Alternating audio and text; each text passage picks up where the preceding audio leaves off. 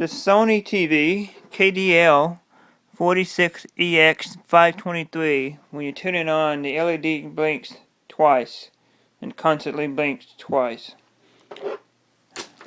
Now what you need to do is take your screws off the back, take the standoff off, and once you get the cover off,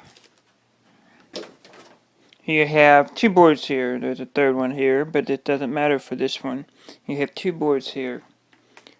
And that signal means that you don't either have the 5 volt or the 12 volt, and you can have the 3.3 volt.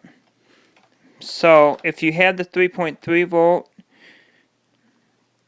and you don't have the others, you're probably going to have a bad power supply.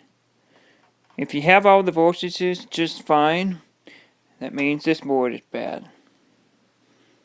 But in this case, most likely case, for most TVs that has this issue, it's going to be the power supply issue with this.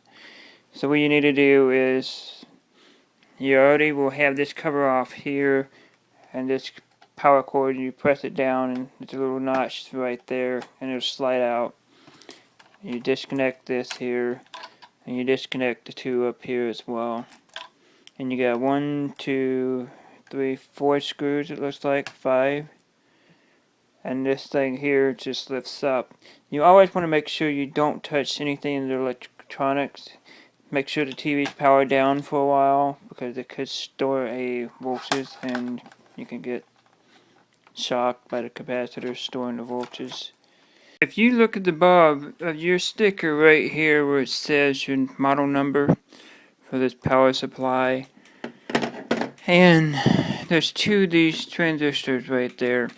And if your transistors are shorted out by continuity, touch this pin and this pin together, and you got 0 ohms, and your TV had the 2 blink problem, these two are your problem. So I'm going to change these two guys out.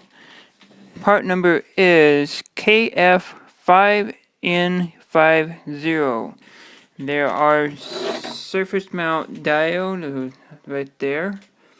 And there's some resistors in circuit. One's a 10 ohm, one's a 330 ohm. I believe there's probably a kit online for these. Don't quote me on that, but I would assume so.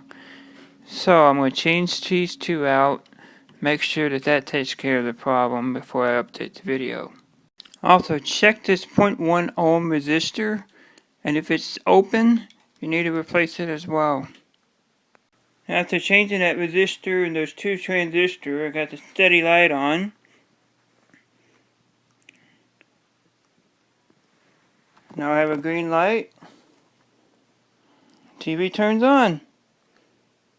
Well, I hope that fixed your problem. Thanks for watching. I'll see you next time.